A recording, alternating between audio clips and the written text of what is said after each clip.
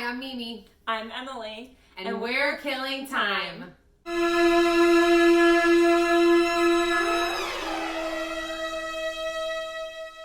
It's a show about true friends Talking about all things true crime.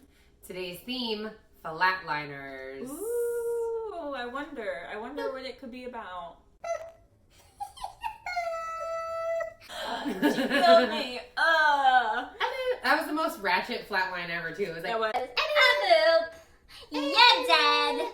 You're done. I died. Okay, you go first. I will be going first today. Who's your medical murderer? So, my medical murderer is Dr. Randeep Mann. Randeep? Randeep is his first name.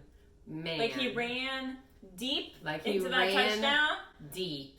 Like he ran Man. deep. Dr. Randeep Mann was born in 1960. Okay. And he moved to the States in 1980, where he graduated from the Armed Forces Medical College. Where's he from? Where did he move from? Randeep Mann is from Pune, India. Of course I picked him. Because I'm 12 years old. Did you say Poon and Randeep? Yes, I'm in. Randeep Mann moved here in 1980. And he graduated from the Armed Forces Medical College in internal medicine. And that's when he came to the States. 1998, Randeep was a doctor, but he was in a bad motorcycle accident. Oh. And some say that that's what inspired him later on after his recovery to go from internal medicine to pain management specialist. And he opened up his own clinic in Russellville, Arkansas. Now, Russellville. How does someone get from India to Arkansas? Yeah. Arkansas. Right? He's like, now that I'm a doctor, I'm going to Arkansas. Like, oh yes, the American dream. Everyone dreams of going to Arkansas. Yeah. No shade, Arkansas. It's just, we don't hear about you often. We don't hear about you. not a lot going on in What's Arkansas. going on? Yeah, you guys zip it up. So, Russellville, Arkansas is the epitome of a tiny, tiny town. It's 8 to 10 square miles. That's it. That's all. What? Yeah.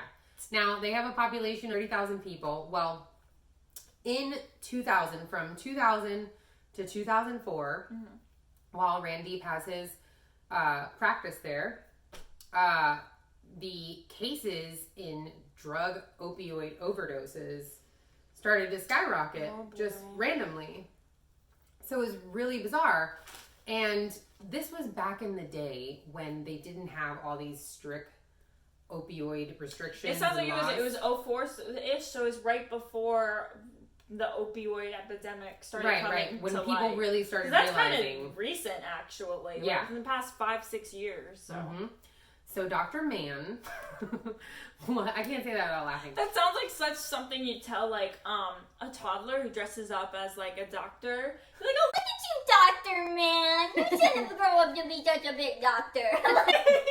See, in my mind, because you're like so much sweeter than me, I was like immediately like that's what like a stripper that like is dressed like a doctor would be like. And now, coming to the stage, Dr. Mann. He comes out like this.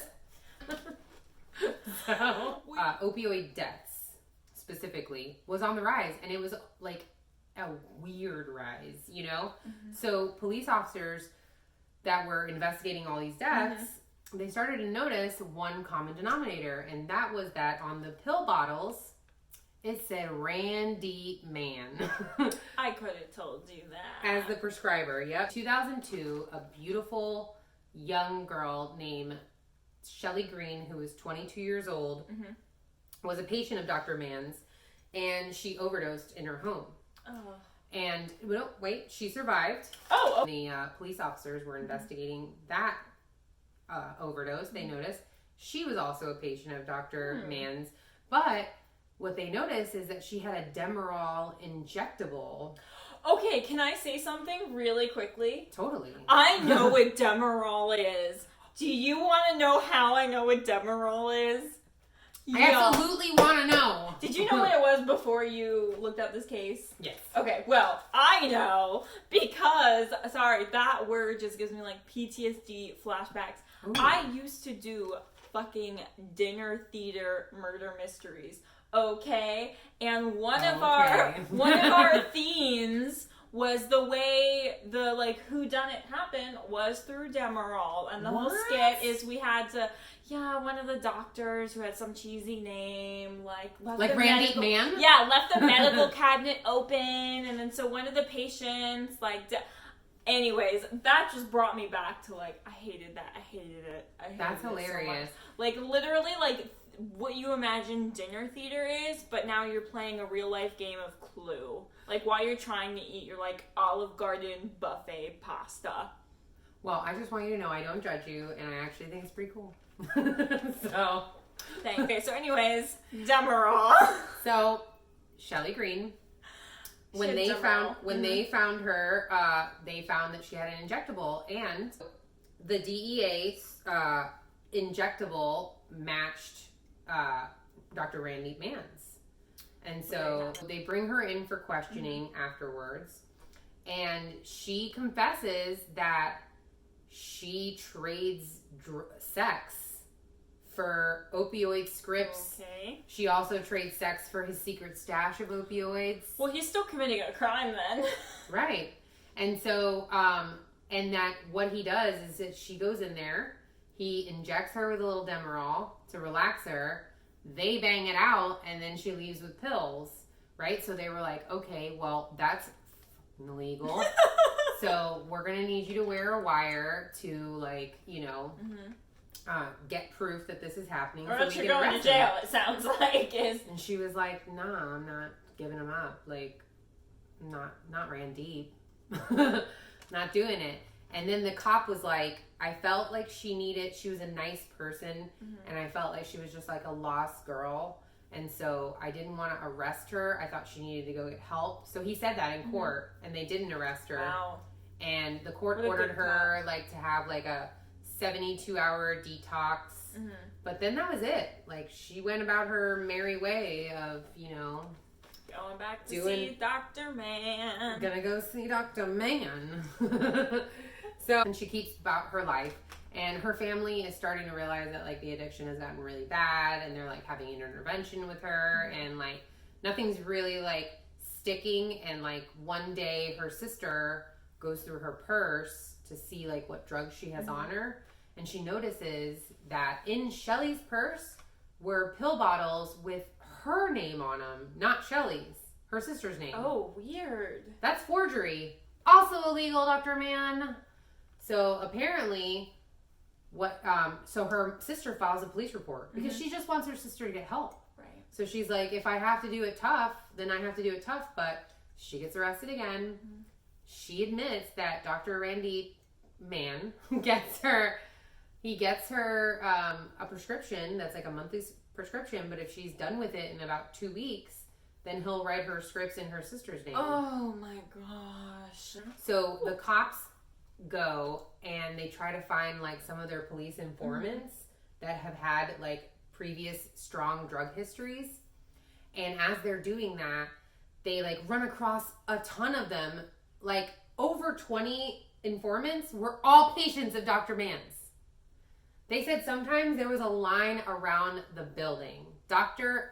Randeep Mann's business was booming. Do you not know? You're in a town that small, you don't know this. I wonder why so many people are suddenly at the doctor's. A pain management doctor. There's like a giant pile up. Yep. Like everyone needs back medicine now. Like Yeah. Where was the group fall that everybody had? Was there like it was a domino effect. Yeah, was there like a 37 car pileup? Oh, what happened here? They decided to just like turn over all of their information that they had and give it to the state medical board. Because they were like, maybe we can at least like have them take some sort of action. He may not got arrested for what he's doing, but there's some sort of penalty, punishment, right? So in 2003, they start the medical board starts investigating the case, and they talk to a lot of parents and family members of people who had died in overdose, And people were outraged, you know, and it really started to pick up a little steam off of that outrage. So they bring him in for a hearing. And the chairman of the medical board, his name is Dr. Trent Pierce. And he's had his own practice for about 19 years. He's very well respected. He's a great doctor. Okay. Obviously, he's the chairman of the state board. And he basically tries to get Dr. Mann to have any kind of accountability, but he's just not. He's aggressive, and he's just like, I can't control my patients. They do what they want to do. If they have drug problems, he tried to blame it on like trauma. There were some parents that were there at the hearing reviewing it, and they were like, let's talk to the mother. Let's see what kind of relationship she has with her daughter. Like, nasty. Meanwhile, these parents have lost their children. Dr. Randeep's cold. You suck. Yeah, you suck. So, in August of 2003, they have a vote, and they suspend his DEA license. So he's still allowed to practice and be a medical doctor, but he's not allowed to like issue any narcotics. Yeah, issue any narcotic prescriptions.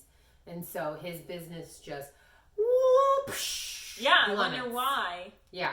So he's like that for about a year. He is so upset about this that he decides to have a bunch of appeals for his suspension, and he gets a federal lawsuit claiming discrimination just because he's from Poon.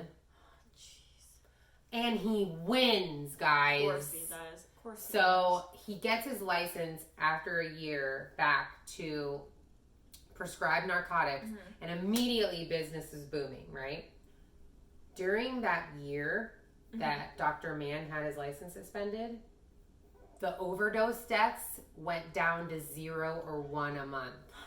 I wonder why. Yeah. What a weird coinky-dink. Soon as he gets that license back, they just shoot back up.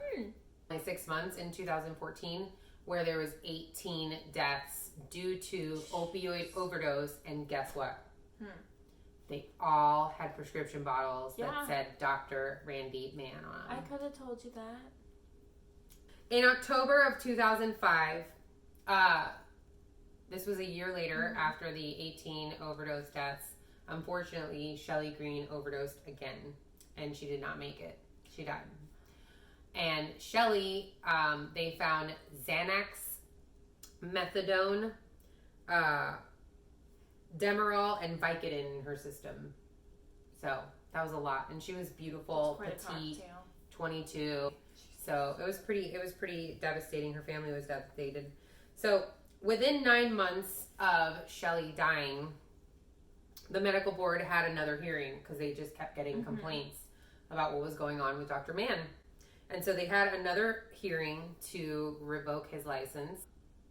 You know, he fought it, but that they were like, that's it. And Dr. Trent Pierce, the chairman of the board, no matter what he argued and like passed by, like Dr. Pierce was like, that's it. Like just like snapped at him and like got up and was like, You are a bad doctor, okay?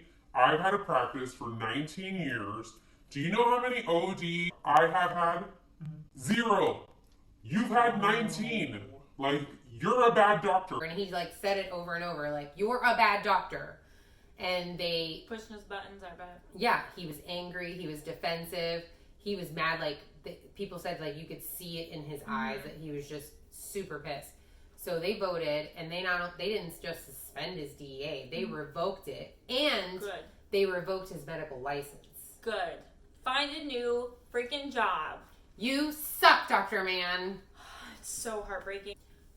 In February of 2009, this is 2.5 years after Dr. Mann's license was revoked and his medical license was revoked. Dr. Trent Pierce is heading to his job at the medical board. Oh no! Oh no! Okay, sorry, keep going. Oh, yes. And all of a sudden, his wife is inside just doing her own thing, you know? Like, I am married to a doctor. Explosion. An explosion? How have I not? I just spilled my drink. How have I not? That's not even like he was shot. Yeah. Like, explosion? An explosion. So, turns out there was a huge explosion in the front of his car, and no one could explain what it was. The car wasn't even on. She runs out. Her husband, Dr. Pierce, his clothes had been completely burned off. He had big blood, bags under his eyes. One of his ears was practically blown off. He was charred completely from head to toe. And the only thing he could say was the tire blew up before he was airlifted to the hospital. Now, Dr. Trent Pierce survived. I was going to say, okay, thank God.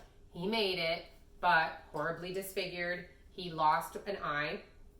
He lost hearing in one of his ears. And he he looks like a straight up burn victim. This is horrible, but for some reason, when you said the tire blew up, I just thought of this, like, whole cartoony, like, boom, and then there's this guy that's just Wile E. Coyote? so casually just like, well, he puts a sign up that says the tire blew up. He's got the Wiley sign. Like, I went from Dios mío to the tire blew up. Tire blew up, guys. What? I think there's an issue with the car. Yeah. So. Oh man, that's horrible though. That's so horrible. So while they're investigating what happened, it wasn't one of his tires. There was a spare tire that had a chunk ripped out of it, and there was also bits of military grade grenades. So where do you get that shit? They're not legal to purchase. So you can get them in the black market, but they're not legal to purchase. I looked it up. So it's crazy. FBI comes knocking at your door. Are you trying to purchase some grenades, man? Yeah, if some shit goes down, they're gonna see it in my searches, guys. Have my back is all I'm saying. Have my back. I did it for entertainment purposes. Okay? Research. So ATF, when they saw the tire that had been blown off and they saw that there was bits of grenade, they had concluded, ATF concluded that there was a spare tire put in front of the car, right? And it was leaned onto the front bumper, and there was a grenade taped to the back of it. And so the idea was that Dr. Pierce would go be like, "Fuck's this tire doing in front of my car?" And he would just skedaddle over there to move it, and as soon as he moved it, boom! Wile E. Coyote sign. Damn. So it worked. But he survived. Right? He made it. There was no DNA.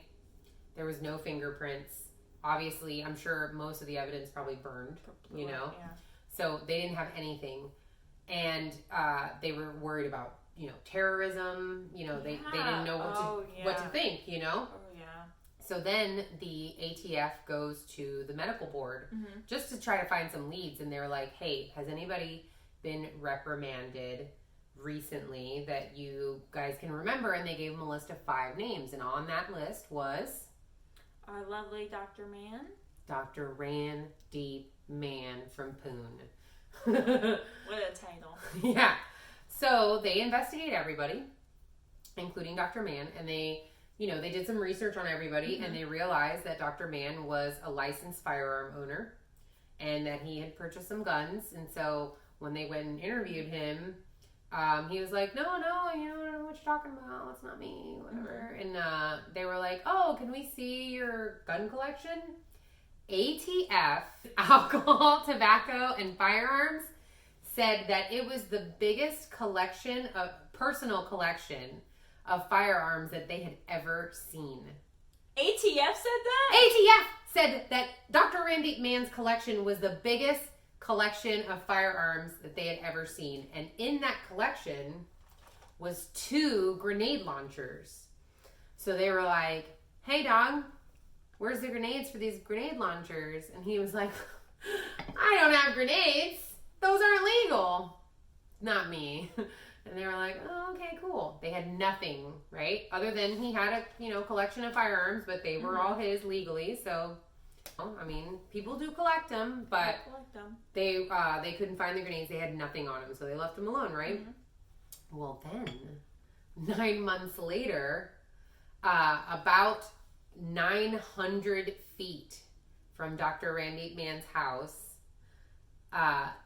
there is a city worker who's inspecting water lines, and he trips over something that's in the grass, and when he looks, it's a box, like a metal box that's like buried, and it's just like a corner of it that's sticking out. So him and another employee, they like pull it out of the ground and they like see what it is, and it's a metal ammo box full of military grenades, 98 of them. Yeah, 900 feet from Randeep Mann's house. So they were like, so it was brought to the attention of ATF, and they were like, you know, this is pretty close to Randeep Mann's house, so it gives them probable cause to get a search warrant. 98 military grenades, right? So they get a search warrant for Randeep Mann's house. They find that the other ammo boxes in his house for his gun collection have the same lot number as the lot number that's printed on the ammo box with the 98 grenades that he said he didn't have. So then they were like, okay, bitch, you lie.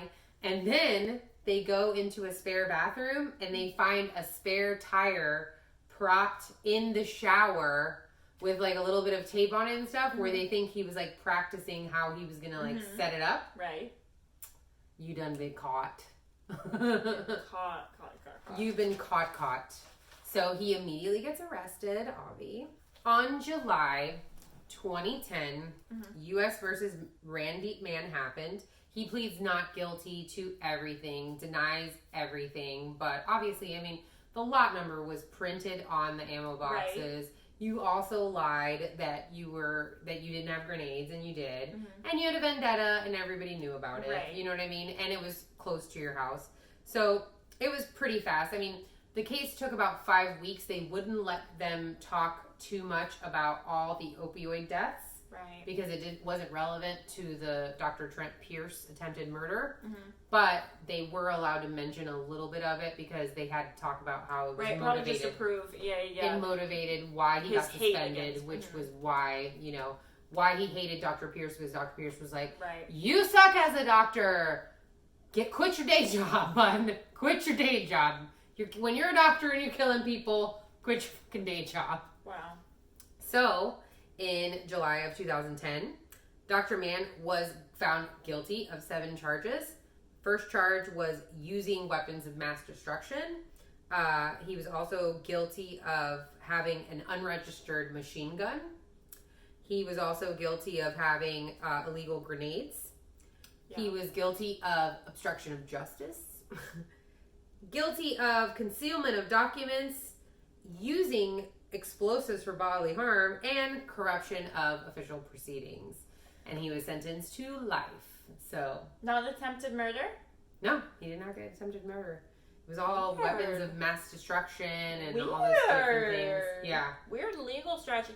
You know, when you started this case, now I don't know if you're done or not, but when you started this case, I totally thought the families were I totally thought he was gonna get some type of like murder for the deaths, or right? Negligence or something. And I would have thought it would have been like a big part of why the opioid restrictions started and stuff, because he really kind of took advantage. But that's what I like to do. I like the element of surprise. It's great storytelling. You thought I had you, but then I took you somewhere else. He blew shit up. Secondary location. Did you think that the opioid guy that was trading Poon, the opioid guy from Poon that was trading Poon for pills, was going to be blowing up other people? No, I did not. Not only that, but Dr. Trent Pierce's house was 200 miles away from Dr. Randeep Mann's location. So it took him a good 3 hours to drive there and then go back. Like, you had like 3 full hours of being like, yep, gonna go blow this guy up. I've got a grenade in my car. Yeah, he's like, listen to Beyonce, I'm a survivor, I'm gonna go get up, I'm gonna blow this fucking doctor. Yeah, that's what he was doing. He's like, Yeah, he's like, he's doing this as he's driving off from Dr. Trent Pierce's house. And then he blew him up, but not enough to kill him, so. Thank God. Who's the survivor now? I still can't believe they get attempted murder. They must not have thought they would have made it stick? I don't know. That's so interesting. I have no idea why that. I don't even know if that was one of the charges. I don't think it was, because I think he was guilty on all counts. But I think that they just had so much that they were just at least. I mean, when you think about it, most of it was circumstantial. Right. They didn't have like a real smoking gun that said Dr. Mann did it. You know what I mean? Like there was like a lot number over there, and he lied about this, and there's grenades. You know what I mean? So I think that they were just like, how much prison time can we get this guy? Yeah. Let's get him the most we can get him on. So what how much we did he actually get? have. He got life. Oh, damn. Nice. Yep. Put him away. So, Dr. Mann, I love your name, but As a human being, that's what we think of you. do not get the killing time seal of approval. No, You suck. You suck. And big ups to Dr. Trent Pierce, too. Yes. Oh I my mean, goodness. When you can Wile E. Coyote yourself through a situation and come out, you know, living and smelling like roses and be like, hey, guess what, bitch? I'm still president or chairman of the board. Wow. You know? So, Good for you. That's a strong man. But. That was great storytelling. I thoroughly enjoyed that movie. Oh, thank you. That was wonderful. Thank you. He's a for real asshole. I swear, guys. A for real one. Mm-hmm. Okay, that was really good. That was great storytelling. Thank you. I don't know how to follow it up, but I'm gonna try. Okay, so while you get your other drink, I'm gonna start to tell you the story of the Lethal Lovers. Okay, that sounds exciting, but real quick, look how beautifully I poured this beer. That was really great. All right, the Lethal Lovers, you say? Yes, they're considered, that's their name, the Lethal Lovers. That's what everyone in the true crime community refers to them as. I like it. So the Lethal Lovers are Kathy Wood and Gwendolyn Graham. They were a couple who were serial killers in the late 80s in Michigan. Are they girls? Yeah. Yeah, they're lesbian. The lesbian Lethal Lovers. That sounds like a porno. The lesbian Lethal Lovers from the 80s? Da-da-da. They're like in shoulder pads? And they're like... Oh, man. So, like anything, there's two sides to this story. You know, Kathy and Gwen's versions are different, obviously, but Kathy's is considered the most, like, true. The closest to to what the happened. truth. Right. So I'm gonna start by telling you Kathy's. So in 1979, Kathy married a man named Ken, and they had a daughter together. And according to Ken, Kathy went through really, really bad postpartum depression before, like, the world even knew what postpartum depression was. Right. Like, she just locked herself in her room. She didn't want to care for the baby. She, honestly, Ken even reported, her husband even reported at some times that she seemed annoyed that there was this baby that she had to care for. Oh. She was so self-destructive, she ended up weighing 450 pounds at one point. Like, yeah. Kathy. What happened? By the way, it's Kathy with a C, which I think is interesting because, I don't know, I usually see it with a K, but... Oh, I always see with a C. I always thought the K was like the fun Kathy. Wow. So Kathy, she's like, no, it's with a K. So Ken with a K is telling Kathy with a C, hey, maybe you need to get a job, you know, get out of the house, maybe it'll be good for you. In 1985, Kathy finally took Ken's advice and she got a job at the Alpine Manor Nursing Home. She worked as a nurse's aide. This is where she met Gwen, who was already working there as a nurse's aide. So these weren't even nurses, they were nurse aides. But I don't know, maybe that's kind of the same thing in places like this. It's not. I don't know, but No. they're around. They watch the the patients. poopy sheets.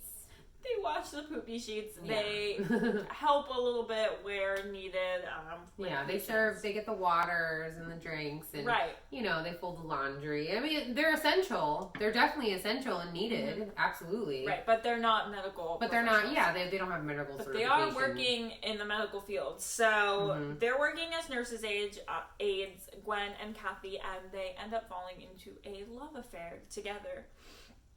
They both shared a lot of really similar childhood traumas. of violence and abuse. They're both sitting there washing poopy sheets together. No one Yeah. gets you like the girl that's right next to you. Bonding. Spraying the shit stains with you. Oh man. So she's like, you're in all the shit with me. Well, it gets shittier. It gets a little shittier. So they shared these different traumas together, but it connected them, but it also made their relationship really bad. It was heavily codependent. They were said to be emotionally abusive and manipulative to each other. And 2 years into their relationship, they'll both be facing murder charges. So, not a great relationship. Toxic even. Yeah. Literally. Throughout all in 1987, Kathy and Gwen murdered 5 elderly patients by smothering them. What? Because it was essentially, it was kind of like these were people on their, they were so old, ancient, and so just no autopsies knocking were on done. heaven's door. Right, no autopsies were done, so everyone was kind of like, well, it was their time. Yeah, they were fucking old. Their heart gave out, so no Right. autopsies were done. Oh. Yeah, so they got away with it for a little while. Thanks.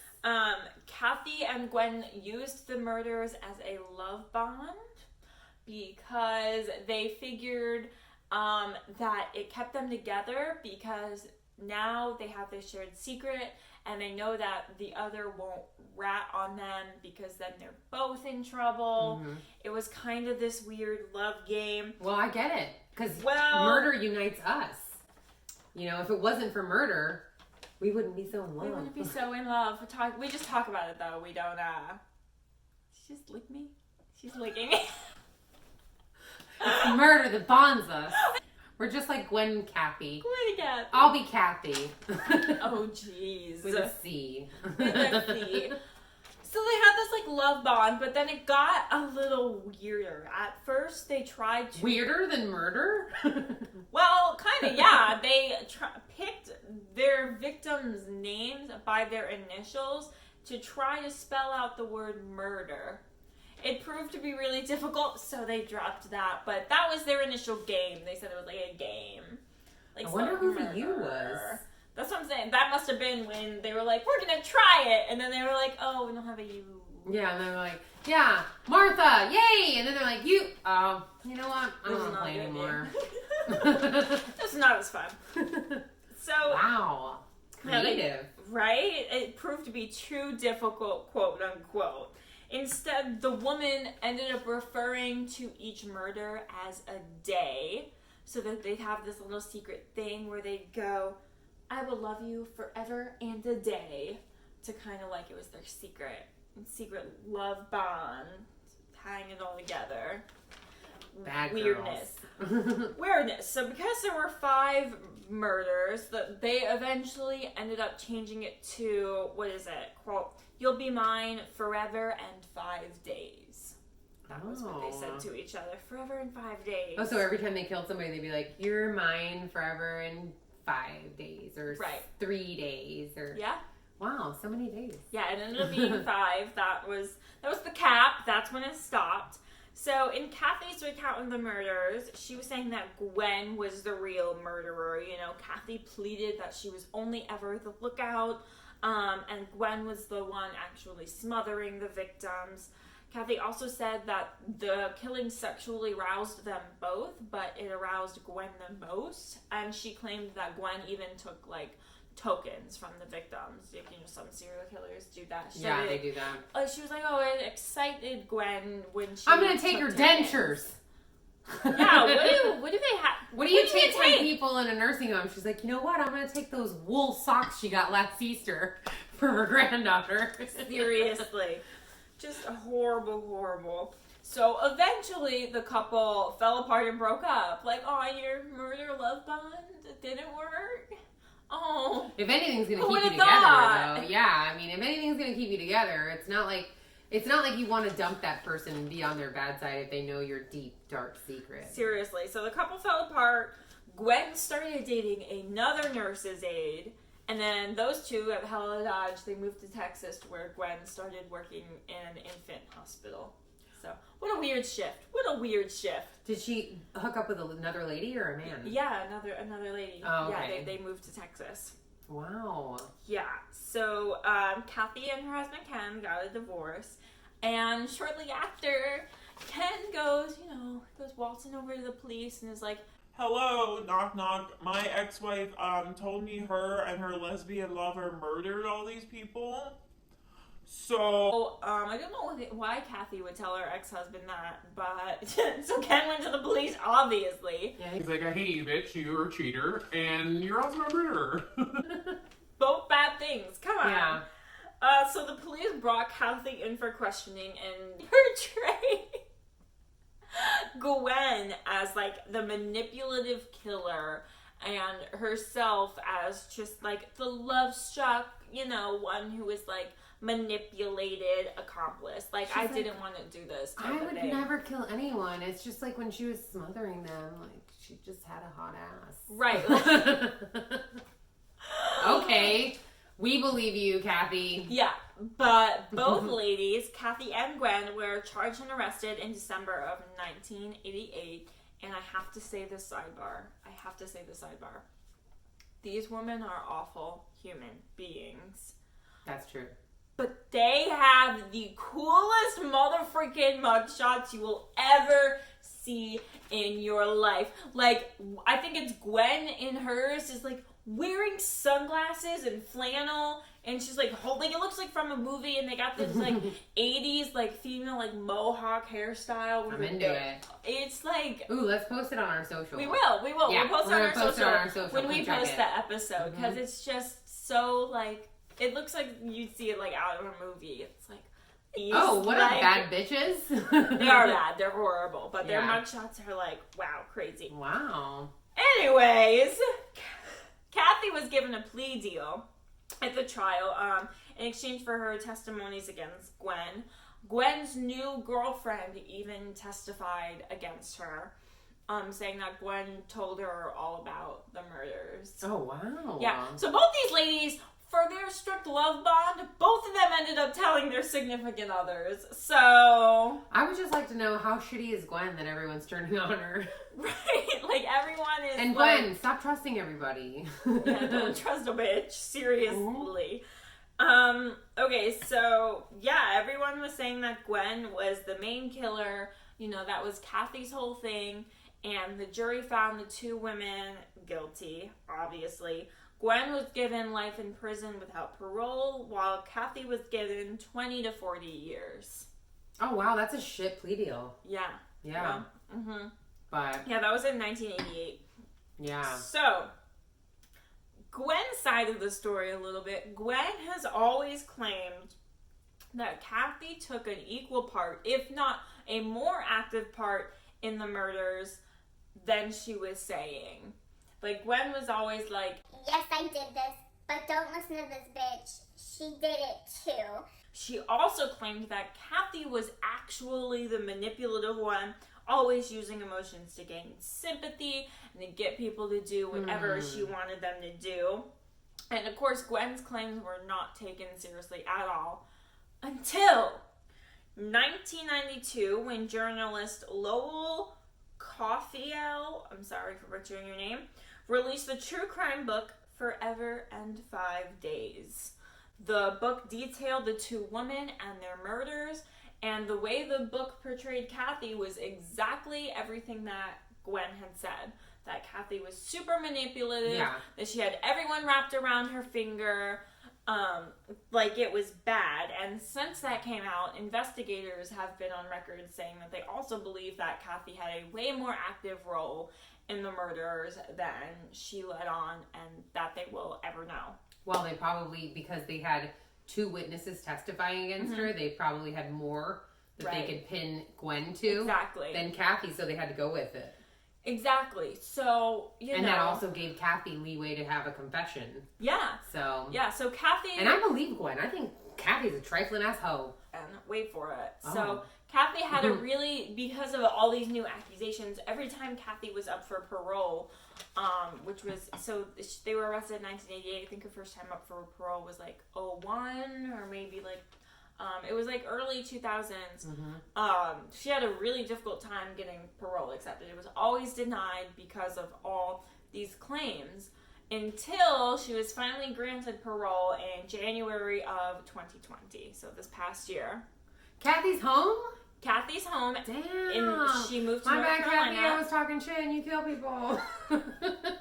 Yikes! I love you. Yikes!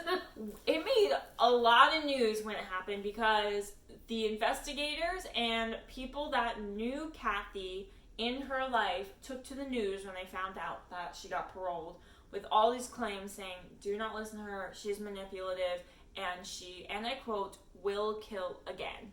Damn. How old is she now? I have no idea. That's a good question.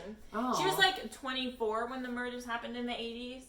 So, in the late 80s. So she's like almost 70 and they're like, be afraid. That whole bitch is coming for somebody. Damn. Oh, man. That's how scared they are of her? Woo. Kathy. Yeah. So, that's the Lethal Lovers. They're very short. A 2-year relationship that ended in maliciously murdering 5 very innocent women. I mean, there's nothing more horrible than what they did. Honestly, it makes me sick to my stomach. And I mean, just the fact that one of them is out roaming free, living her life is not good. No, it's not good. Good. Especially when people are afraid of her. Like, that's kind of crazy. Like, I wonder what she does for work. I don't think she does shit. I'm sure she's not doing anything. I think her daughter, I didn't listen to it. Her daughter went on I don't even know if Howard Stern still has a Sirius XM radio show, but she went on the show and talked about her mother and her, you know, she mentioned, I read some of the transcripts, she was like, I wish people would, you know, stop judging me and blah, blah, blah. And like, keep my mom's name out your mouth. Well, your mom stopped. No. She would go whenever she meets new people. She was like, I tell them right away who my mom is and what my mom did because I just want them to get over it and blah, blah, blah. Yeah, right. You sound very manipulative. I hear it's a trait in the family. Yeah. Yeah, that's pretty crazy. That's a crazy one. And they weren't nurses' aides, too. They weren't even, like, nurses or doctors. And there were so many when I was looking up. There were so many doctors that I could have done or just nurse, you know, what do they call them? Angels of death or whatever. There's going to be more. There's going to be more doctor shows because there are a lot in the medical profession that have taken people out. The thing about this that really, like, grinded my gears a little bit, you have to go to episode 1 and watch when I cover Eileen Hornaw, is that in the late 80s, when Eileen was doing her crimes, and they initially thought that her and Eileen's girlfriend, Ty, were involved, they made this big stink that 2 female serial killers, the first female serial killers, or this lesbian couple, blah, blah, blah. But this was happening at the same time, and this actually was in the news and solved around the same time that Eileen was just on the loose. Yeah. So add that to the list of injustices that Eileen has gotten in her life, but I digress. Yeah. Watch episode 1. It's a sad one. It's a sad one. And I went to this like true crime museum this past weekend, and they had Eileen's death row panties and bra on display. Hot. It was real weird. And it was so breezed over too, right? Like in the wall they have all the Son of Sam and Ted Bundy, and then just in this little case there's like random articles. Here's Eileen Hornaw's panties from Death Row. There you go. What? That's such a weird I almost thing. missed it. Like I almost just breezed over it, and I'm like, Even it's like though the biggest attraction. The coolest thing there. Yeah. Wow. And like you have debris from Waco like on display, but you got some panties. Come on. Death row panties too. Were they like kind of cute or no? No. They were kind of big. Like big bloomers? Yeah, they were like granny panties. And they were like a cream color. That's a death sentence right there. They were like a cream color, but you could tell they used to be white. And then they were like tan and like old on like some edges, like around there. Yeah.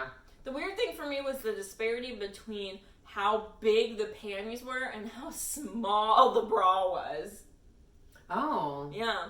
Apple bottom, maybe. She had an apple bottom. I guess so.